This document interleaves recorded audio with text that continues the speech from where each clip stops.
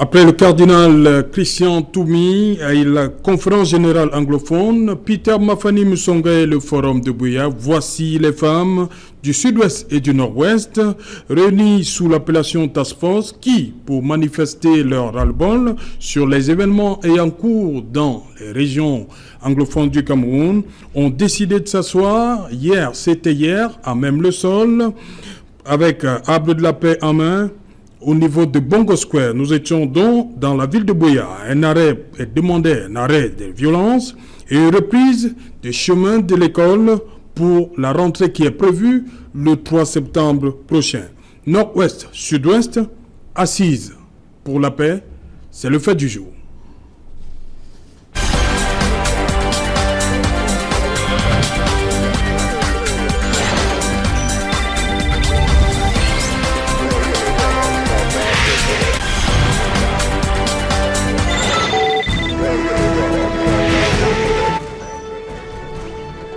Nord-Ouest, Sud-Ouest, assise pour la paix. Pour en parler, je suis avec Hervé Villandelier. Bonsoir. Bonsoir Alain, bonsoir Edmond Kamgia qui est sur ce plateau. Je suis content de partager ce plateau avec lui. C'est la première fois d'ailleurs que cela arrive. Bonsoir aux téléspectateurs de cette émission. Vous êtes journaliste au quotidien La Nouvelle Expression. Effectivement. Vous êtes le chef du service des sports. C'est bien cela. Vous avez parlé d'Edmond Kamgia tout à l'heure. Bonsoir Edmond. Bonjour Serge Otto. Oui. Vous êtes le chef service politique au quotidien La Nouvelle Expression. Tout à fait, monsieur. Mais avec une autre casquette, consultant à l'émission Droit-Réponse, l'émission dominicale Droit-Réponse, des débats. Un rendez-vous. Voilà. Et vous êtes éditorialiste. Absolument. Au sein du groupe. Voilà. Je commence avec vous, Edmond Kamgia. J'ai parlé de l'initiative des ministres du culte au mois de juillet. La semaine dernière, c'est Peter Mafani Musonga qui réunissait à Buea près de 500 personnes pour le forum de Buea. Et hier, encore, une autre initiative. Là, cette fois, c'est les femmes. Oui. Comment comprendre ça? Cet enchaînement d'initiatives pour la paix. Cet enchaînement d'initiatives pour la paix montre que profondément, les Camerounais et les Camerounaises sont soucieux de la paix sociale au Cameroun. Ils veulent que les choses reviennent à la normale. Mais il faut lire ce qui se passe dans le prisme de la rentrée scolaire qui va débuter dans quelques jours. Oui. Et c'est très important quand les femmes rentrent dans la danse, parce qu'il faut y lire le cri des femmes, le cri des mères, des mamans, qui en ont marre de voir tout ce qui se passe, qui en ont marre de voir comment on tue les enfants, on tue les parents, on tue les soldats, les gens meurent partout. Ce sont les femmes qui sont la mère de l'humanité. Alors elles disent que ça cesse. C'est ça le sens de leurs larmes, de leurs pleurs. Et il faut dire qu'après l'initiative du cardinal Christian Toumi et des confrères et de ses confrères religieux musulmans et protestants, après l'initiative controversée du forum, n'est-ce pas, de Buea, il faut dire que cette initiative, cette troisième, je peux lire la troisième. Elle est aussi controversée déjà, hein, parce qu'on dit que ce seraient des femmes proches du pouvoir parce qu'elles ont manifesté sans être inquiétées. Bon, elles ont manifesté sans être inquiétées, mais je ne voudrais pas rentrer dans cette controverse. Oui. Moi, ce qui importe, c'est le message qu'elles ont véhiculé. Et ce message-là n'est pas partisan. De dire... Mais Edmond, on pourrait vous dire la même chose par rapport à l'initiative de Peter Mafani Musonga. Le message était aussi qu'il faut que les choses s'arrêtent. Bon, sauf que dans le forum, on n'avait pas associé tout le monde. Oui.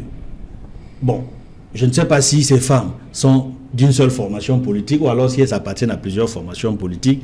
Est-ce qu'elles ont associé les femmes de la société civile? Ça, je ne sais pas. Oui, on annonce les femmes de la société. Les femmes de la société, voilà. Oui. Et quand une femme pleure parce que la situation va mal dans le pays, parce que les enfants ne peuvent pas aller à l'école, parce que des soldats meurent, parce que les populations ne peuvent plus vaquer normalement à leurs occupations. Vous savez que on est à la veille de la rentrée scolaire, mais les librairies ne peuvent pas ouvrir, par exemple. Les marchés sont fermés à cause du ghost town. Et ça devient difficile. Et je l'ai souvent dit dans les plateaux récents, que la rentrée scolaire va être très difficile dans les régions du nord-ouest et du sud-ouest cette fois-ci, si on n'amorce pas de façon durable le débat, le dialogue, pour faire cesser cette situation de crise qui perdure depuis bientôt 2 ans. Ok.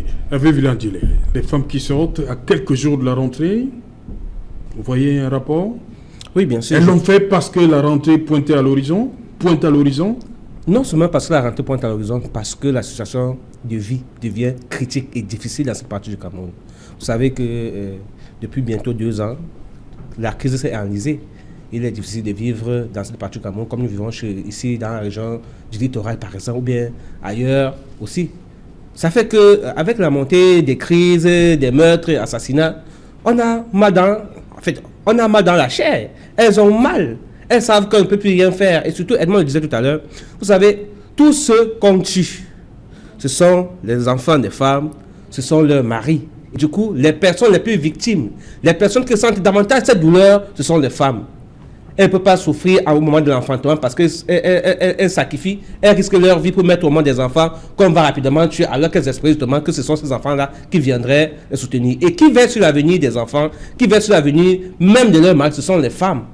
Aujourd'hui, elles se trouvent sans enfants, elles se trouvent veuves. Et du coup, je pense qu'elles voient leur avenir très, très difficile. Et du coup, surtout que beaucoup d'entre elles également meurent dans les échanges de coups de feu qu'il y a de ce côté-là. Et du coup, il était important. Moi, j'estime d'ailleurs que leur sortie est même tardive. Voilà. Parce que leur sortie est tardive parce qu'elles devaient être les premières à crier haut et fort. Et je vous rappelle que dans l'histoire politique, le rôle des femmes, même si aujourd'hui elles n'occupent pas sur le plan politique une place très importante, si vous parlez du Cameroun, il faut quand même dire que quand on regarde l'histoire politique du monde, il faut quand même dire que les femmes ont toujours été importantes. Vous parlez un peu de la prise de la Bastille. Vous savez que la Révolution française, en fait, vous savez qu'en 1789, ce sont les femmes, les tricoteuses qui ont commencé la révolution en s'insurgeant contre la bourgeoisie en s'insurgeant contre l'aristocratie. Vous voyez donc que ce sont les pauvres tricoteuses qui estiment que non. Si nous ne pouvons pas passer le temps à souffrir pendant qu'une poignée de personnes mangent, nous narguent. Et je pense que c'est parti de là que le monde a changé. Je pense, en m'inscrivant, en prenant cet exemple que je viens de citer, que leur cri, si elles continuent à crier ainsi, elles vont se faire entendre. Vous vous souvenez également que pour revendiquer les problèmes des terres dans la zone du nord-ouest, des femmes ont marché d'un village jusqu'à aller rencontrer le gouverneur de la région du nord-ouest. Oui, oui. Elles ont fait presque 34 km à pied. Oui. Et le gouverneur était obligé de venir les écouter parce qu'elles en avaient marre. Et je pense que c'est en criant encore aujourd'hui ces femmes, cette crise peut s'arrêter parce que ce sont les enfants qui sont en brousse, ce sont leurs maris qui sont en brousse, et même les soldats. Il peut avoir une mobilisation comme ça tout azimut sur l'ensemble du triangle national et que, une fois de plus, les femmes font entendre leur voix et que la situation change. Edmond Kamgia, vous pensez que c'est arrivé un peu tard? Effectivement, ça arrive un peu tard. Oui. Mais en réalité, on peut le comprendre, oui, compte tenu du contexte dans lequel les choses se sont passées. Et il y a eu, depuis le début de la crise, beaucoup de répression, beaucoup de pression, beaucoup d'échauffement, s'il faut utiliser ce terme trivial, pour dire qu'en réalité, à aucun moment, on n'a officiellement associé la femme au débat, au discours, au dialogue dans la crise anglophone. Mais la femme peut s'imposer aussi. Hein? Oui, la femme peut s'imposer. Mais c'est ce qu'elles viennent de faire. Voilà. Elles viennent de faire. Elles sont sorties pour crier leur ras-le-bol, oui, qu'elles n'en veulent plus de cette guerre qui dure. Oui. Et c'est pour cela qu'il faut féliciter leur sortie. Et je pense que la femme joue un rôle essentiel dans la recherche de la paix. À l'ONU, comme partout ailleurs, on célèbre le rôle de la femme. Il me semble aujourd'hui nécessaire d'indiquer que le gouvernement devrait encourager, écouter le message de ces femmes qui sont sorties pour pleurer, pour dire non, que cela s'arrête. Parce que les enfants qui meurent, les soldats qui meurent, tous ceux qui disparaissent de manière tragique, qui sont tués, n'ont pas de couleur.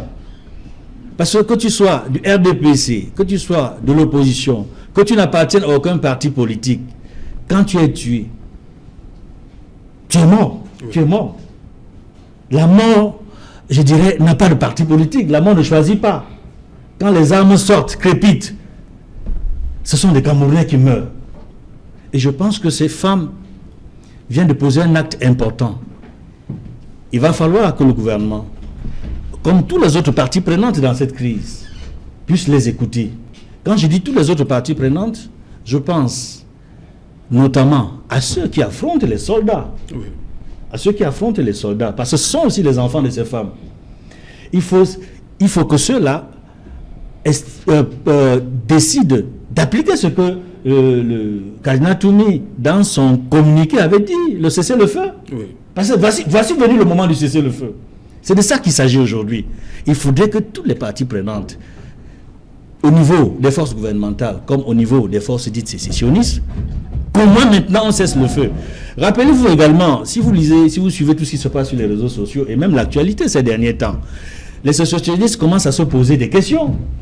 Certaines franges, certaines tendances disent qu'elles ne sont pas contre le retour à l'école des enfants. Oui, donc ça, ce sont des messages. Le discours en train de changer. Donc, certaines forces dites sécessionnistes ne sont plus totalement contre le retour des enfants à l'école. Oui. Veulent bien respecter le droit d'aller à l'école des enfants. Oui. Donc, de plus en plus, on sent une certaine atténuation. Oui. Et je veux croire que ça augure quelque chose de bon pour la rentrée scolaire prochaine dans ces deux régions. Voilà, il nous a rejoint sur ce plateau. Sylvestre Hippolyte Zangao, bonsoir. Bonsoir Serge Alain. Vous êtes de la rédaction centrale Equinox Télévision et Radio Equinox. Bienvenue. Merci. Voilà, sur cette sortie des femmes du Nord-Ouest et du Sud-Ouest, hier à Bongo Square à Buea, comment interprétez-vous cette sortie? Elle arrive un peu tard. Sur ce plateau, certains ont pensé que ça arrivait un peu tard, mais cette sortie a sa place quand même. La force qu'exprime cette sortie fait forcément oublier le caractère tardif de cet acte-là. Il le fallait. Il le fallait surtout en ce moment où on est en train d'aller vers des échéances importantes de la vie nationale. Tous les Camerounais sont concernés. Les femmes représentent une force incommensurable. Pour nous qui sommes en plateau ici, chacun partage une vie avec une femme et on sait qu'à un moment donné, quand ça ne va pas dans le foyer, c'est elle qui frappe du poing sur la table alors que prétendument c'est vous qui êtes le chef de famille. Oui. Mais à des moments, vous vous rappelez que forcément elle doit prendre son caractère de ministre de l'Intérieur. Et c'est ce que ces femmes ont fait hier dans la région du Sud, dans la ville de Buea précisément. On peut poser mille et une questions. Pourquoi elles n'ont pas fait ça depuis 1 an et demi? Pourquoi elles n'ont pas fait ça hier? Pourquoi elles n'ont pas fait ça au lendemain de la sortie du maire Ekema qui a un peu embrasé les choses dans la ville de Buea? Elles l'ont fait hier. C'est déjà ça qu'il faut considérer. Et je puis vous assurer que, avant de venir à votre plateau, nous avons pu échanger avec quelques personnes qui sont sur place dans la ville de Buea. C'est un geste qui a marqué des personnes sur place à Buea et même des personnes les plus radicales. Parce que la femme, c'est la mère de l'humanité. Vous avez beau être assez fermé, mais lorsque la femme prend position, même nous, c'est d'une famille, lorsque vous êtes un enfant têtu, à un moment donné, la mère, on peut dire, c'est celle qui cajole, c'est celle qui caresse, le papa est peut-être celui qui est le plus rigoureux, mais la maman est, à la fin, celle qu'on écoute toujours le plus. Et je pense que c'est ce qui va se passer. Cette sortie va forcément apporter des changements. Ça va faire bouger les lignes. Maintenant, il ne faudrait pas qu'on abandonne les femmes dans l'initiative qu'elles ont prise. Et puis moi, je voudrais rapidement que les gens oublient ou laissent tomber ces polémiques qui sont en train de naître, un autre caractère qu'on est en train de vouloir donner à cette sortie, à cette initiative des femmes. On va dire que non, c'est quelque chose de fabriqué. Elles sont sous la bannière de X ou de Y. Mais écoutez, ce n'est pas parce qu'on a du RDPC qu'on sait d'être une femme. Ce n'est pas parce qu'on est du SDF qu'on sait d'être une femme. Ce n'est pas parce qu'on est de X parti ou bien de Y parti qu'on sait d'être une femme. Ce sont des femmes, il faut voir ça comme tel. Elles ont fait une sortie, sont des mères d'enfants. À la fin, Serge Alain, pensez-vous qu'une femme puisse faire de la rigolade avec sa progéniture? Quelqu'un qu'elle a porté dans ses entrailles durant 9 mois? Mais non. Mais non, ces femmes souffrent. J'estime même qu'à un moment donné, parce que vous savez que dans la région du Sud-Ouest, ou alors dans les régions anglophones, il y a cette forte culture qui veut que la femme laisse toujours à l'homme prendre les devants, qu'elle lui donne toujours sa place. Et je pense que c'est ce qui a un peu retardé l'action de ces femmes. Mais cette action est là aujourd'hui, il faut la saluer, il faut l'accompagner. Je veux revenir sur les symboles avec vous, Hervé Villangeli. Le fait que ça seye à même le sol, ça peut vouloir dire quoi? Une femme à même le sol, c'est une femme qui pleure. C'est une femme qui est endeuillée. C'est une femme, en fait, généralement dans notre culture, chez les Bantous, quand on est assis à même le sol, les pieds tendus, c'est parce qu'on a perdu quelque chose de si important. Et ça peut être qu'un être humain. Et vous imaginez que si on se met à comptabiliser le nombre de personnes tombées sur le champ de tir, que ce soit chez les forces de l'ordre, que ce soit chez ceux qui se vendent de la sécession. Vous comprenez qu'on a à plusieurs centaines de morts. Et ce sont des enfants, les époux des femmes. Elles ont des raisons de se lamenter, de le faire de la belle manière. D'ailleurs, hier, les images en témoignent suffisamment. Donc, du coup, ce n'est pas une surprise. Elles sont vraiment affligées, elles sont meurtries. Et quand vous voyez dans ce genre d'expression, c'est parce qu'on ne savent plus à quel sens se vouer. Du coup, on est obligé, du moins, de cesser le feu, du moins, d'aller dans ce sens-là, parce que quand une femme pleure vraiment, quelle qu'en soit la dureté de votre cœur, sauf si vous avez consommé des stupéfiants qui vous empêchent d'être sensible, il est difficile que vous ne soyez pas sensible aux larmes d'une femme. Même si on se souvient que ce soit les larmes de crocodile, mais je pense que ce n'était pas le cas, parce que le nombre de morts est assez important. Il est donc question vraiment, comme on le dit sur ce plateau, qu'on essaie de voir ce qu'il y a lieu de faire pour que cette situation cesse. Parce qu'il faut dire que si de l'autre côté, elle pleure à même le seul, ici, également les femmes pleurent. Parce que du côté francophone aussi, il y a cette mobilisation. Oui. Du moins, il y a les départs en masse du côté anglophone pour de ce côté-ci. Du coup, ça fait que les familles sont obligées d'accueillir ces personnes. Et vous imaginez une femme qui a une solidarité qui, à elle seule, doit s'occuper 15, 16 bouches. C'est pas facile, vous voyez. Donc, même si elle ne pleure pas, elle fournit quand même beaucoup d'efforts. Et je pense que dans son cœur, elle essaie de pleurer à sa manière. Et malgré les efforts qu'elle fait pour pouvoir servir toutes ces personnes par solidarité, il y a quand même qu'elle soit aussi affligée et qu'elle prie au quotidien que cette situation s'arrête. Et puis Serge Alain, si vous me le permettez, moi je pense que les femmes ici passent un autre message. Elles ont envie de dire aux hommes, vous avez montré vos limites, maintenant laissez-nous faire. Au-delà des hommes, elles passent un message au pouvoir central de Yaoundé. Le message qu'elles passent, c'est un message d'humilité, parce qu'une femme, une mère qui s'assoit à même le sol, c'est un signe en même temps d'humilité et de détresse. Il faut voir ça comme ça. Je répète encore, ce que ces femmes ont fait hier, c'est quelque chose d'assez fort. Et il serait inadmissible que ça ne fasse pas. Donc cette polémique-là qui naît sur les motivations... C'est une polémique qui n'a pas de sens. Oui. Ceux qui, au prétexte de X ou Y, cherchent des poux sur le crâne chauve de ces femmes-là, moi je vais leur poser la question de savoir qu'est-ce qu'ils ont fait eux. Ce n'est pas aujourd'hui que cette crise a commencé. Peut-être que cette situation les arrange, Sylvestre. Laquelle situation les arrange? Que le pourrissement. Ah non, même si le pourrissement les arrange. Mais si le pourrissement les arrange, ils n'ont qu'à se taire et laisser les femmes jouer leur partition. Chacun joue sa partition comme il veut dans cette crise. Mais tout le monde sait que la majorité des Camerounais sont pour la paix. Parce que ce soit X à gauche qui prend les armes, l'autre à droite qui prend les armes, à la fin, qui tombe? C'est un Camerounais, c'est une Camerounaise qui tombe.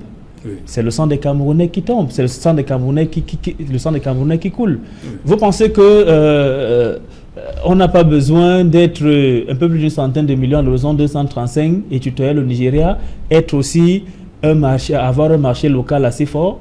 Ben si. Mais alors, on a envie d'atteindre ces objectifs, avoir une forte démographie, avoir une forte population, une population dense, mais là, voir encore être diminué à cause des événements qui auraient pu être évités, c'est quelque chose d'inadmissible. C'est pourquoi il faut saluer chaque action qui est entreprise dans la recherche des solutions, dans la recherche de l'apaisement. Et c'est ce que ces femmes ont fait. J'ai encore envie de dire que, même s'il est établi que ces femmes sont proches d'un parti X, ça n'enlève en rien le fait qu'elles soient des femmes, le fait qu'elles soient des mères. Oui. C'est une action qui est forte et il faut d'abord la voir comme telle. Oui. Et la prendre dans ce sens pour essayer de trouver des solutions peut-être qui tardent à arriver depuis. Ok. Avec vous, Edmond Kamga, je vais m'arrêter sur un autre symbole fort. Il y a eu... Elles sont assises, mais elles tiennent une plante verte. Oui. Qu'est-ce que ça signifie, le symbole de cette plante? Cette plante, c'est l'arbre de la paix. Justement. Qui est bien connu dans la plupart des régions de ce pays, et notamment dans les régions de Grassfield, à l'ouest du pays, dans le nord-ouest. et dans d'autres Le nom localités. seulement de la plante en dit long. Oui, Sur la c'est volonté. l'arbre de la paix. Voilà. C'est la plante qu'elles ont tenue en main. Donc qu'elles les ont intentions brandie. qu'on peut leur prêter, Ne sont pas importantes. Oui. Ne sont pas importantes, oui. Ces intentions ne sont pas importantes. Et comme l'a dit Sylvestre tout à l'heure, il ne faut pas chercher noise à ces femmes. Quel que soit ce qui a pu se passer, la motivation ou les fondements ou l'arrière-pensée, moi je pense que l'action qui est posée, il faut l'analyser telle qu'elle. Et non pas revendiquer autre chose que la paix. voilà. Elles disent non à la guerre, elles disent oui à la paix. Et non pas prononcer le nom d'un parti politique dans cette action-là. Et cela me rappelle un fait historique dans ce pays, pour montrer le rôle des femmes comme, j'allais dire, médiatrices ou force d'interposition. C'est un concept qu'il faudrait analyser et développer. Oui. En 1992, au Cameroun, au lendemain des élections présidentielles du 11 octobre, une élection dont la victoire était officiellement en faveur de Paul Biya, mais officieusement en faveur du candidat John Fundi, candidat du SDF, candidat de l'Union pour le changement. Oui. Rappelez-vous qu'au lendemain des résultats qui avaient été proclamés par Dipana Mwele, le président de la Cour suprême à l'époque, la région du Nord-Ouest a été placée sous état d'urgence. Et on a vu encore à cette époque le rôle des femmes. On les appelait les Mamita Kumben. Les Takumbe. Les Mamita Je voulais Kumben. justement y arriver. Les grands-mères. Cette organisation existe encore hein, Oui, dans elle la existe. région. Elle existe encore. Heureusement existe qu'on encore. arrive là. Les Mamita Sur les Kumben. Takumbe. On a vu comment les soldats ont reculé. Chaque fois qu'elles avançaient, les soldats ont reculé. Le domicile de Nidjon Fundi à Tarinkom avait été encerclé. Oui. Et dès qu'elles sont arrivées, les soldats se sont reculés. Et personne n'a pris le risque d'attaquer une Mamita Kumben. Parce que attaquer une Mamita Kumben, c'est porter atteinte à un symbole. C'est rechercher la malédiction. Donc, dans ce cas, comme dans celui que nous avons vécu en 92, le rôle de femme est important quand il y a la guerre, quand il y a une situation de tension. Donc, elle joue un rôle d'interposition. Moi, j'appelle ça un rôle d'interposition. En vue de rechercher la paix, le dialogue, pour que cette guerre. Non, j'ai envie de vous poser la question. Pourquoi elles sont restées jusqu'ici silencieuses? On sait que la dernière sortie de Mamita Kumben, c'était le 1er octobre 2017. Oui. Mais pourquoi entre 1er octobre et jusqu'à hier, on ne les a pas trop sentis? Alors que on assiste à une espèce d'escalade de violence. Pourquoi elles sont restées silencieuses jusqu'alors? Donc, il faut dire, et c'est ça qui fait la force de la femme africaine. Parce qu'il y en a qui ont cru que la femme n'a pas le pouvoir en Afrique, que les droits de la femme en Afrique sont bafoués. Mais ils se sont tous trompés. Le continent africain est le premier continent dans le monde où les droits des femmes, dans tous les domaines, ont été reconnus. Dans toutes les chartes qui datent d'il y a plusieurs siècles. La femme a toujours joué un rôle important en Afrique, y compris un rôle politique éminent aux côtés de son époux. Celles qui ont été reines aux côtés de leurs époux rois. Oui. Aucune décision n'a été prise par un roi en Afrique sans l'avis de la reine-mère, sans l'avis de la reine épouse. Oui. Elles ont toujours été consultées. Le dernier mot revient toujours à la reine. Le dernier mot revient toujours à la femme. Il y a une expression qui est très bien connue en Afrique, peut-être ailleurs à travers le monde. On dit la nuit porte conseil. Savez-vous pourquoi la nuit porte conseil? Parce que le chef de famille qui va prendre une décision, ou le roi qui va prendre une décision, dans la nuit, C'est après consultation. c'est après consultation de son épouse. Même si c'est lui qui vient annoncer la nouvelle. Et la décision qu'il annonce le lendemain, là, Oui. en fait, c'est le fruit de sa cogitation en tenant compte des Concertation. conseils Oui. de son épouse. Et très souvent, c'est la décision de la femme. Parce que quand la femme prend une décision, c'est avec l'instinct maternel. Elle prend la décision avec le cœur. L'homme a tendance à prendre la décision en ne tenant compte que de la raison. Or, une bonne raison doit avoir une dose, une bonne décision doit avoir une bonne dose de raison et une bonne raison de cœur. Très souvent, c'est peut-être par déformation. Je suis par ailleurs théologien. Oui. Vous savez, on dit souvent que Dieu a un cœur maternel. C'est difficile à comprendre. Quand on dit Dieu a un cœur maternel, on imagine Dieu homme. Mais on dit, il y a même une grande chanson d'un éminent artiste qui dit Dieu est une femme. Dieu est une femme. Tout ce que veut la femme, tout ce que Dieu veut, le Tout veut. ce que veut la femme, Dieu le veut. ce que veut la femme, Dieu le veut. Dieu le veut. En réalité, si Dieu ne refuse rien à la femme, quand la femme intervient. Donc, il faut imaginer que le temps de Dieu est arrivé. Et peut-être qu'on s'achemine vers la solution finale dans cette affaire.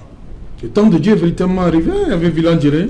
Nous espérons que le temps de Dieu est effectivement arrivé parce que, après l'analyse de l'événement, il faut comprendre que certainement les femmes ont intervenu au moment où il fallait. Il faut mieux tard que jamais. Et elles veulent exceptionnellement que leurs époux et que leurs enfants ne soient plus tués et que la paix revienne. Surtout que nous sommes à la veille de la rentrée scolaire. Oui. Quand on voit ces progénitures ne pas aller à l'école, ne pas s'éduquer, ne pas se former, on comprend donc que la femme qui veille également sur l'avenir de la nation, en train de voir la nation disparaître ou bien s'éteindre. Et du coup, par souci, parce qu'il faut quand même dire que les femmes sont à l'origine du monde. Si au départ du monde, c'est vrai qu'on a créé, c'est d'abord Adam, ensuite est venue Ève, mais Ève a facilité que l'on mette au monde d'autres enfants. Oui. Vous voyez un peu, donc ça veut dire que sur le plan purement chronologique et parlant des naissances, c'est la femme qui est la mère de l'humanité, on le dit souvent chez nous. Donc du coup, elle voudrait justement que les choses s'arrêtent. On espère qu'elles ne vont pas s'arrêter là et qu'elles vont continuer à asséner les coups là où ça fait mal, en pleurant aux yeux de tous ceux-là qui tiennent les armes afin qu'ils puissent en déposer, parce que c'est là où il faut justement qu'on arrive. Tu veux c'est pour les enfants. Mais moi, moi, sur cette situation, j'ai envie de dire honte aux hommes, y compris moi. Oui. Ah oui, mais on n'a qu'à se poser la question. Quand on fait les hommes... les hommes ont échoué, carrément. Quand on fait les hommes, ils ont d'abord fait quoi? Avant de conjuguer ce verbe-là, échouer, qu'ont fait les hommes d'abord? Les hommes n'ont rien fait. Les hommes sont restés sur de grands discours, les hommes sont restés sur leur orgueil, cet orgueil masqué, cet orgueil de l'homme qui amène l'humanité dans la perdition depuis des siècles aujourd'hui. Mais il a toujours fallu que ce soit la femme qui se lève pour remettre les choses sur le droit chemin. L'initiative de ces femmes nous interpelle. Je ne le dirai jamais assez sur ce plateau. L'initiative de ces femmes interpelle tout le monde. Journalistes, acteurs politiques, acteurs de la société civile, footballeurs, tout le monde doit se sentir interpellé. Parce qu'à un moment donné, nous sommes en Afrique. Edmond le disait tout à l'heure, ce n'est un secret pour personne, hein. Officiellement ou officieusement, l'Afrique est essentiellement une société matriarcale. Les femmes ont un fort pouvoir dans nos sociétés africaines. Oui. Peut-être, malgré ce pouvoir qu'elles ont, leur humilité les amène toujours à laisser les hommes prendre les devants. Et c'est ce qui s'est passé, je le dis encore. Okay. Parce que vous avez posé la question de savoir tout à l'heure pourquoi pas hier, pourquoi aujourd'hui. Oui. Mais c'est parce qu'elles ont voulu laisser les hommes faire. Elles ont vu que les hommes ont échoué. Ils ont pris les devants. Que les hommes font ce mais bien sûr. Ok, merci. Cédric Mouffelet, bonsoir. Bonsoir Serge Alain, bonsoir à vos invités. Voilà, le journal, c'est dans un instant, 2 ou 3 escales pour le 20h que vous allez présenter. Ce soir, vous suivrez où est-ce que les imprimeries, où est-ce qu'elles en sont, ces imprimeries nationales qui sont chargées de produire les bulletins de campagne et les bulletins de vote. Environ 90 millions de documents sont attendus afin d'être distribués à la fois pour les candidats à cette élection présidentielle, mais aussi pour permettre d'amorcer cette campagne électorale prévue dans quelques semaines. Vous suivrez également dans le journal de 20h cet espoir qui s'est estompé concernant la mise en liberté provisoire de Sisiku Ayuk Tabe et d'autres activistes qui ont été arrêtés au Nigeria et placés en détention au Cameroun. Quels sont les motifs de rejet de leur demande de mise en liberté provisoire? C'est à suivre au journal de 20h. Serge Alain. Voilà, madame, monsieur, le journal de Cédric Mouffelet dans un instant. Il va développer pour vous tous ces titres. Et quant à moi, je vous retrouve après pour le débrief.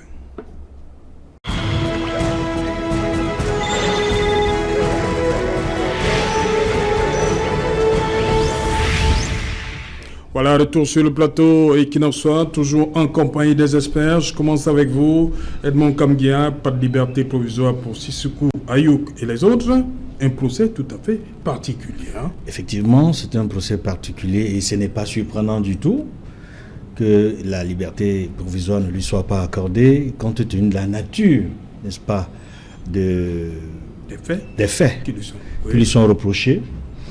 On voit bien que la situation est très sensible et on a bien vu comment les avocats se plaignaient des entorses dans la procédure. Ils faisaient observer, entre autres choses, qui n'ont pas pu, n'est-ce pas, permettre à leurs clients de se retrouver dans la salle. C'est très compliqué. Mais il faut dire que dans cette affaire, qui est très suivie par la presse camerounaise, qui est très suivie par la communauté nationale et internationale, il est important que chacun joue son rôle, notamment que les magistrats, les avocats, tous ceux qui sont impliqués dans la procédure puissent jouer leur rôle, et rien que leur rôle. Parce qu'il serait regrettable que cette affaire soit politisée. Elle est déjà suffisamment difficile dans un contexte tendu, avec la crise anglophone qui perdure depuis bientôt 2 ans. Il serait important que les magistrats jouent leur rôle jusqu'au bout, et que peut-être, au cas où Sissoko est condamné avec leurs camarades, que le politique puisse suivre son cours, et que peut-être, dans le cadre du dialogue politique qui est très attendu, il puisse y avoir une décision qui permette d'aller véritablement à l'apaisement dans ce pays. Ok. Vous voyez également un procès qui n'a rien à voir avec le politique? On peut éviter le politique dans ce cas-ci? C'est vas-y, Hippolyte. Si on reste dans la norme des choses, on peut rester loin du politique parce que déjà il y a des faits qui sont reprochés aux prévenus. Donc sur la base de cela, ça veut dire qu'on peut véritablement aller dans un procès au-delà de ce que peut-être ce que d'aucuns qualifieraient d'un procès politique. Mais je dois dire que cette affaire a déjà le mérite d'avoir commencé sur la scène des audiences dès aujourd'hui. Certes, les principaux concernés, c'est-à-dire les personnes accusées, n'ont pas fait le déplacement ou n'ont pas été autorisées, admises à faire le déplacement au tribunal de détention de Yaoundé, mais leur conseil y était. Et dans le journal, ce qu'il nous fait tout à l'heure, on a suivi quelles sont les différentes plaintes d'incrimination de ces différents conseils, ces avocats-là qui comptent aller un peu plus loin et qui, vous voyez, chacun dans cette affaire cherche, on ne va pas dire à tirer la couverture de son côté, mais aller dans un procès véritablement équitable. Vous avez suivi les conseils de Sissoko Ayuk Tabé, compagnie tout à l'heure, qui vous font comprendre que ils ont envie d'interpeller le ministère public sur le comment il a été possible que des réfugiés aient été ramenés de force au Cameroun. Le 29 janvier. Le 29 janvier dernier.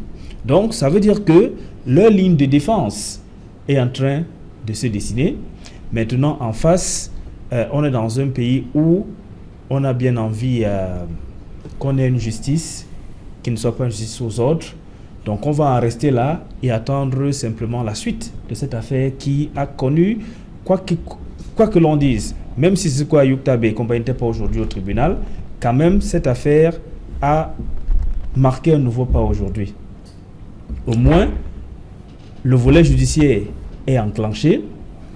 Au moins, on n'est plus dans les supputations du genre est-ce qu'ils sont au Cameroun, est-ce qu'ils ne sont pas, même si certains vont quand même trouver la possibilité de dire que mais attendez, ces personnes sont donc au Cameroun, pourquoi n'ont-elles pas été? Mais ce ne sont pas les premières personnes qui sont épinglées dans le cadre d'une affaire qui voient l'affaire en question enrôlée et que le jour de l'audience, ces personnes ne soient pas présentes à l'audience. Ça peut arriver. Donc pour l'instant, on va s'en tenir au fait à ce qui s'est passé aujourd'hui. On verra la suite. Hervé Villandilé, au niveau du timing, lundi c'est la rentrée scolaire, en octobre ce sera l'élection. Est-ce que vous ne voyez pas, est-ce qu'on n'aurait pas dû faire quelque chose aujourd'hui pour détendre un tout petit peu l'atmosphère? Vous vous rappelez effectivement que dans le cadre de la convocation, la conférence générale anglophone évoquée par oui. Dans, entre autres mesures pour apaiser la crise, il demandait qu'on libère, effectivement, dans le cadre purement réglementaire, oui. certaines personnes qui étaient arrêtées dans le cadre de cette crise. Et aujourd'hui, il demande la liberté provisoire. Est-ce qu'on n'aurait pas dû? On s'attendait effectivement que certainement qu'au cours de l'urgence d'aujourd'hui, que certaines de ces personnes soient libérées. Malheureusement, on peut comprendre la déception des avocats, Ayuk Sissoko Tabé et ses compères. Donc, du coup, on peut comprendre la déception. Sauf que, comme on l'a relevé sur ce plateau, c'est une affaire qui est quand même très compliquée.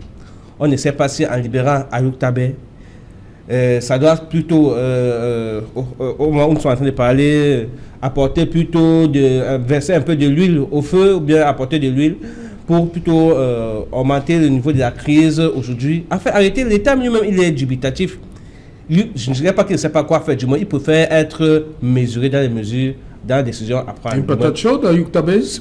Bien sûr, c'est une patate chaude, et personne ne peut le dire, le contraire sur ce plateau. Surtout qu'on sait quand même que avant l'arrestation, il se disait beaucoup de choses qui étaient quand même parmi les membres du gouvernement de l'Ambazonie qui étaient en train de se former.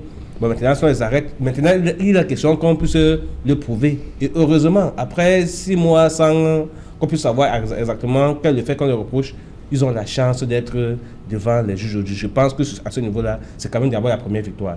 Et tout ce qu'on peut demander sur ce plateau, c'est que cette affaire puisse être jugée de la manière la plus objective possible pour que la sentence qui sera rendue puisse être à la hauteur d'une justice équitable. Auquel cas, on pensera que l'État aurait manipulé la justice pour que la décision qui soit rendue ne soit pas celle qui est réelle. Il faudrait justement que dans les faits qui seront reprochés, qu'il y ait une équité, je le disais tantôt, et que la justice puisse jouer son rôle. Exactement pour que, en réalité, parce que l'objectif c'est que la paix revienne. Si à la sentence, à la fin, la décision donnée enflamme plutôt la situation, la crise dans la région anglophone, je pense qu'on n'aurait pas atteint l'objectif souhaité. Parce qu'on estime que, étant un élément de ceux qui encourageaient la crise, surtout qui reste encore à le démontrer, c'est pourquoi on l'a arrêté. On estime qu'on a enlevé l'un des maillots de ceux qui revendiquaient la sécession. Et donc, du coup, on craint que peut-être en le relâchant, il peut établir encore ses tentacules et qu'on le mouvement qui semble avoir perdu. Je ne voudrais pas dire qu'ils ont perdu de la langue aujourd'hui, que cela recommence et que ça devient encore davantage plus dur et qu'on assiste aux montées de violence aujourd'hui. Donc, je pense que l'objectif, c'est que la paix revienne. Et certainement, quand la paix va revenir, normalement, que l'affaire va se dérouler d'une manière normale aussi. Bon, maintenant, je peux demander un seul vœu, que justice soit rendue de manière équitable. Ok. Edmond Kamgia, Issa Tiroma dit que d'ici mercredi c'est le 5, hein? Oui. Donc, à date, aujourd'hui, 40 millions de bulletins de vote et enveloppes imprimés, puisqu'il parle de 4 candidats. Donc, d'ici mercredi, 50 millions? Pour les autres candidats. Oui. Je pense que techniquement c'est possible si l'on s'en tient au message, à la réaction, n'est-ce pas, du directeur de la production de Sopecam. Oui. Parce qu'il a confirmé que dans ces délais-là, c'est possible que les bulletins soient imprimés pour les autres candidats qui n'ont pas encore eu leur bulletin imprimé.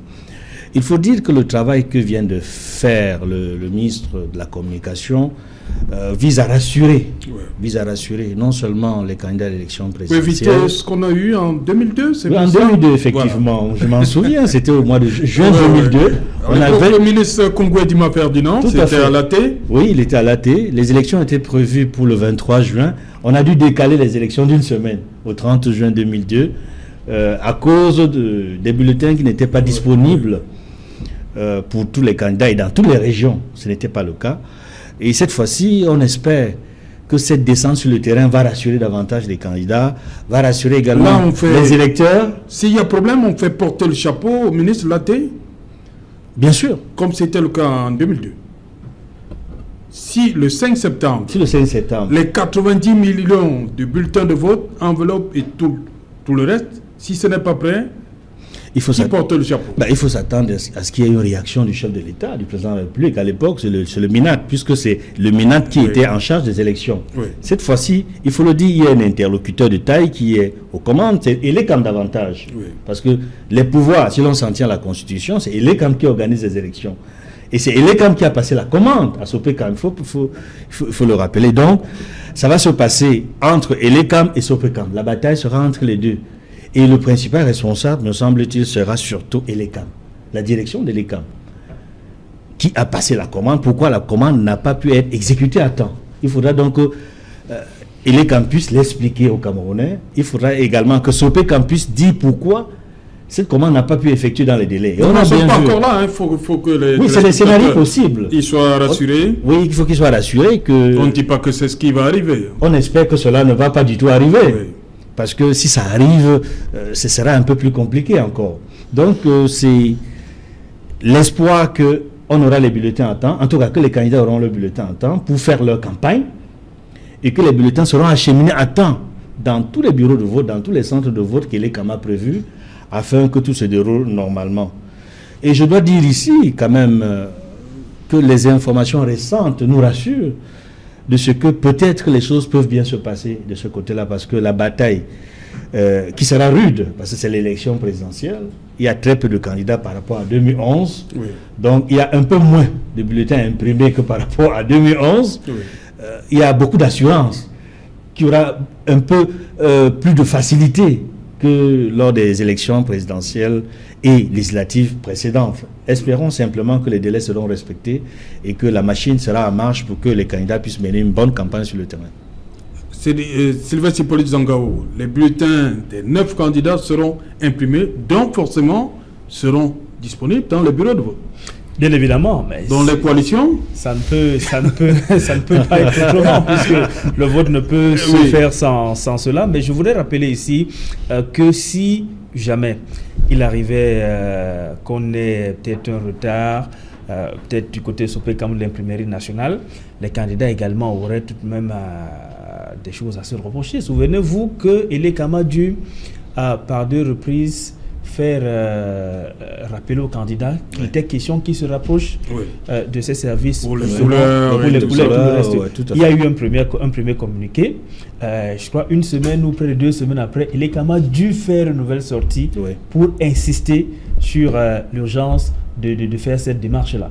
Donc ça veut dire que... Donc il vous se voulez dire pourrait- que c'est les retardataires il qui se- sont il se- parmi il les se 5 pourrait- là? Il se pourrait que dans certains partis, Oui. on n'a pas été prompt à répondre à l'appel de l'ECAM qui voulait que les candidats aillent faire le choix de leur couleur et de X et de Y. Tout à fait. Je ne dis pas forcément parce qu'on a essayé de fouiner, malheureusement on n'a pas pu avoir l'information sur qui... Sur les 4 qui sont n'est prêts. pas, ce qui n'est pas allé à temps. Oui. Ce qui n'est pas allé à temps. Maintenant, peut-être les faits qui sont là peuvent être des indicateurs. Ceux peut-être qui n'ont pas encore la totalité de leur bulletin peuvent peut-être ceux-là qui n'ont pas été prompts à aller faire le choix nécessaire. Non, mais il faut rester positif. Je pense que au niveau des pouvoirs publics, on est conscient également de l'enjeu parce que cette élection a un caractère particulier que les présidents n'ont peut-être pas eu, excepté celle du début des années du pluralisme au Cameroun, les années 90. Mais depuis qu'on est depuis 96 quand même, il y a on est un peu dans une nouvelle ère, je vais le dire. Et pire, cette année 2018, avec le caractère, je vais dire, ce qui se passe dans notre pays, La situation de crise. la situation un peu délicate, sociopolitique un peu délicate, ça veut dire que tout le monde doit être conscient des enjeux. Et s'il y a quelqu'un, ou alors s'il y a une instance qui veut absolument un scrutin dans l'apaisement, en tout cas, ne serait-ce que sur les choses de base, les éléments de base, ce seraient forcément les pouvoirs publics. Donc si ce n'est que pour la confection des bulletins et le reste, on a dû certainement prendre des mesures qui s'imposaient pour que la livraison soit faite à temps. Après, il peut arriver que ce sont des machines, il ne faut pas oublier. Parce qu'au rythme auquel on est en train de faire travailler ces machines-là, ça tourne à plein temps. Le reportage l'indiquait tout à l'heure. J'imagine qu'à SOPECAM, on travaille pratiquement 24 heures sur 24. Ouais. Et ce sont des machines. Les machines ne sont pas faites pour tourner pour certaines. On remplace les hommes, mais les hommes, on les remplace, mais pas les machines. Mais la machine, à un moment donné, peut lâcher. Oui. C'est ça le problème. Donc, espérons que ce ne sera pas le cas. Hervé Villa, je reviens à vous. Dans les bulletins de 9 seront dans les bureaux de vote. Effectivement. C'est un message. Sylvestre Hippolyte Zangao n'a pas voulu répondre à ma question. Je vous la pose à vous. Je ne suis pas sûr que j'ai tous les éléments pour répondre également à cette question, mais ce que je peux dire à l'aune de ce que nous observons, Oui. et en écoutant le ministre de la Communication et surtout le directeur de SOPECAM, comprenez que effectivement les bulletins seront disponibles, du moins sans se fonder sur ces éléments-là. Maintenant, vous savez, l'homme a fabriqué la machine trahit l'homme. Parfois, ça peut arriver qu'on ne soit pas dans les délais, mais même si on n'est pas dans les délais, on ne respecte pas la date du sang, on est quand même sûr que la marge ne peut pas être grande. Parce qu'au jour d'aujourd'hui, on a déjà imprimé 41 000 et qu'il en reste 50 40 millions. 40 millions. Et qu'il en reste 50 millions. Nous sommes le 30 août, on a encore 5 jours, ou bien 6 jours. Ils sont pour augmenter 2 jours de... Les 2 jours sont 2 jours de prévision. On est certain qu'avant le 7, on aurait fini l'impression et que maintenant, il va rester l'acheminement. Vous voyez, donc j'estime, je pense à mon avis que c'est faisable et que en partant sur cette base mathématique, calcul rapide, on est certain que ce sera rempli. Et vous savez que quand les bulletins de vote sont disponibles, à temps, l'élection se déroule également de manière normale. Okay. Et les différents partis politiques n'ont pas suffisamment travaillé, manquent d'éléments pour pouvoir justifier leurs mauvaises prestations pendant les élections. Je pense que c'est même ça qui est important à relever parce que quand le travail est bien fait, généralement les partis politiques s'accrochent sur des petits détails comme celui-là, qui sont certes importants, mais qui ne sont pas suffisamment importants pour justifier leurs mauvaises prestations, parce qu'il faut reconnaître qu'il y a un travail de fond qui est fait bien avant les élections. Or, c'est généralement ça, la veille des élections, que les partis commencent à faire campagne. Pourtant, la campagne, doit se faire tous les jours. Donc, si l'État, le gouvernement, via ELECAM, réussit à résoudre cette équation, je suis sûr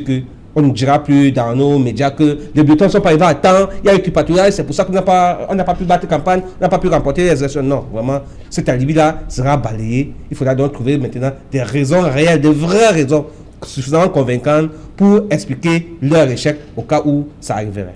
Ok, Edmond Kamka. Je crois qu'on prend le fond de la question. Allez, répondez. Parce que depuis on tourne autour du pot. Oui, les 9 seront là. Edmond Kamka. En fait, le fond de la question est celle de savoir si, en ayant donc les bulletins des 9 candidats, il y a coalition ou il n'y a pas coalition. C'est ça le fond de la question. La première hypothèse. Parce que ça, même s'il y a avant, ça va embrouiller. On ne pourra plus retirer. Ça peut embrouiller les bulletins. On ne peut plus retirer. Voilà. C'était ça ma question. C'est-à-dire, tel que les choses sont parties pour la fabrication de tous les bulletins, les 90 millions de bulletins, cela signifie que nous aurons tous les bulletins dans nos bureaux de vote. D'un. Et de deux, si certains candidats de l'opposition ont décidé de faire la coalition, la première chose à dire ici, c'est que ils auraient dû le faire avant l'impression des bulletins, pour faciliter le travail. Pour ne pas embrouiller même. Pour ne pas embrouiller les électeurs. Oui. Parce qu'il y aurait eu moins de bulletins dans les bureaux de vote et que l'opération aurait été plus facile pour les électeurs dans le cadre d'une coalition claire et propre. En sachant qu'il y aurait par exemple, imaginons que 2 ou 3 candidats aient décidé de ne pas aller jusqu'au bout en demandant de voter pour un candidat ou pour un second candidat, on saurait déjà qu'il y a 2 ou 3 candidats qui ne vont pas sur les 9. Oui. Et ça faciliterait les choses pour les électeurs. Ça, c'est d'un. De deux, maintenant, est-ce que malgré tout, il peut y avoir coalition? Oui, jusqu'à la dernière minute. Oui, justement. Mais avec cet inconvénient qu'on ne pourra plus retirer les bulletins des bureaux de vote. Et ça va me rappeler un peu ce qui s'est passé le 11 octobre 1992, où à la dernière minute, vous savez qu'il y avait eu une coalition. Nidjon Fundi, candidat de l'Union pour le changement, était le candidat de la coalition. Plusieurs formations politiques et des associations avaient décidé de travailler pour ce candidat-là, qui a eu un résultat qu'aujourd'hui est reconnu par l'opposition et par la société civile comme une victoire. Nidjon Fundi a gagné les élections présidentielles du 11 octobre 1992. Mais, de manière officielle, l'arrêt de la Cour, décidé, dite, prononcé par le président de la Cour suprême ce jour-là, Alexis Dipandamouele, était que c'est le candidat Paul Biya qui a gagné les élections malgré les irrégularités, malgré une kyrielle d'irrégularités. Donc, pourquoi je cite le cas de l'élection de 1992? Parce qu'il y a eu un candidat qui, à la dernière minute, a décidé de se désister. Mais on n'a jamais retiré ces bulletins des bureaux de vote. Je pense à Jean-Jacques Ikindi. Il avait dit pratiquement à la veille du scrutin il n'est plus candidat. Mais ça ne servait plus à rien, puisqu'on a maintenu ces bulletins de vote et on a comptabilisé ces bulletins de vote dans le décompte final. Donc ce n'était pas nécessaire de se retirer à la dernière minute. Et c'est un message qu'il faut lancer ainsi aux différents candidats à l'élection présidentielle qui pensent encore à une coalition. Sachez que vous allez embrouiller les électeurs ce jour-là. Ok, c'est vas-y pour les Zangaou. Vous y croyez-vous encore? Non, mais il faut pas rêver, hein, parce que ce n'est pas le candidat d'un parti X qui allait faire le choix de la couleur pour un autre parti Y. Ouais. Chacun allait à son âme et conscience. Et justement, maintenant on peut le dire, les retards justement qui ont amené Elekam à faire une deuxième sortie pour inviter à nouveau les candidats à s'empresser à aller faire le choix de leur couleur et autres, c'est justement parce qu'il y a des coalitions qui s'espéraient encore. Mais à un moment donné, on n'a pas pu aller jusqu'au bout. En tout cas, jusqu'à un moment donné. Sauf qu'en face, il y avait une pression, il fallait s'empresser à aller faire rapidement le choix. Mais par contre, il y avait encore des tractations dans la coalition qui donne quoi, qui cède quoi, qui accepte quoi, qui refuse quoi. Et du coup, au niveau de l'ECAM, on n'avait pas le temps de donner du temps à ceux qui voulaient véritablement avoir ce temps-là. Oui. On avait un certain nombre de choses à faire. Justement, Edmond l'a indiqué tout à l'heure, il y a des possibilités en politique, même le jour du scrutin. On peut encore initier une coalition. Mais sauf que sera-t-elle productive? On ne pense pas. Elle sera certainement improductive. Donc, il fallait prendre les choses en amont, s'organiser un peu plus tôt. Ça aurait davantage animé la vie politique au Cameroun. Qu'on sache qu'au lieu de 9 bulletins à imprimer, on a peut-être 6 bulletins, 5 bulletins. Ça aurait rendu cette élection un peu plus animée que ce qu'on a là en ce moment. Okay. Le mot de la fin pour Hervé Villan-Diélé. Oui, il faut dire quand même que la coalition échec. Oui, il faut dire que c'est l'échec de la coalition au niveau des partis d'opposition parce qu'en fait, on espérait qu'ils devaient au moins se mettre ensemble pour permettre une fois de plus que les partis d'opposition puissent remporter une élection dans ce pays. Mais malheureusement, le message n'est pas passé. Du moins, ils n'ont pas réussi à s'entendre sur ce processus malgré toutes les médiations qui ont été faites. Du moins, on a vu certains candidats dire qu'ils ne pouvaient pas se mettre ensemble avec les autres, de dire de manière officielle, parce qu'ils ont été choisis par leur parti depuis la base. Vous comprenez donc par le Congrès, bien sûr, il faut le dire. Et du coup, ça fait que les uns et les autres ne puissent pas s'entendre. Peut-être il n'y a pas eu des terrains d'entente. Maintenant, il faut dire quand même que la bataille n'est pas perdue. Parce que si les partis de la majorité présidentielle, après les élections, peuvent remettre leur voix au RDPC en disant on reverse nos voix au RDPC et que c'est comptabilisé, ils peuvent encore le faire. C'est-à-dire qu'à ce niveau, simplement qu'il faudrait qu'ils s'entendent. Sauf qu'on va toujours regretter le facteur temps qu'on n'a pas toujours, du moins. Et ça dénote l'impréparation des élections chez nous. Et on peut le décrire sur ce plateau et que certainement ça pourra permettre que avant 2025, qu'un travail de fond soit fait pour qu'à l'approche de l'échéance, qu'on sache que les populations qui doivent voter puissent être averties à l'avance et que les partis peuvent commencer à travailler à partir de maintenant parce qu'il faut dire qu'au lendemain du 7, on commence déjà à préparer 2025. Ok. Edmond, pour sortir? Oui, je voudrais dire que malgré le fait qu'il n'y ait pas, ce n'est pas encore certain qu'il n'y ait pas coalition, parce que jusqu'à la dernière minute, on peut avoir une ou deux coalitions. Oui. Mais si d'aventure, il n'y a pas de coalition du tout, cela ne signifie pas forcément l'échec de l'opposition. Pourquoi?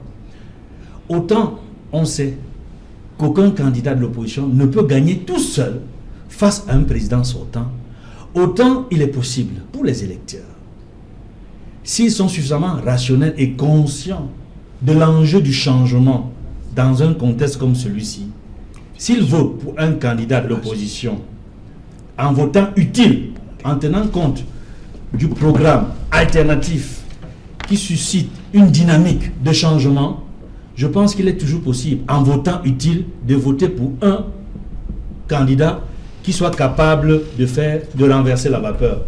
Tout est possible, rien n'est impossible. Okay. Attendons de voir. Voilà, merci cher monsieur d'être venu. Merci Hervé Villamdilé. Merci Alain et bonsoir à tous ceux qui nous ont suivis. Voilà. Merci Sylvestre Hippolyte Zangaou. Merci à vous Serge Alain de m'avoir reçu sur votre plateau. Voilà. Merci également à vous, Edmond Kamka. C'est toujours avec plaisir et je salue tous les téléspectateurs qui ont écouté cette émission. Ok.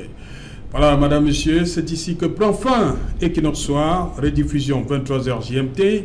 Il sera minuit à Bongaine.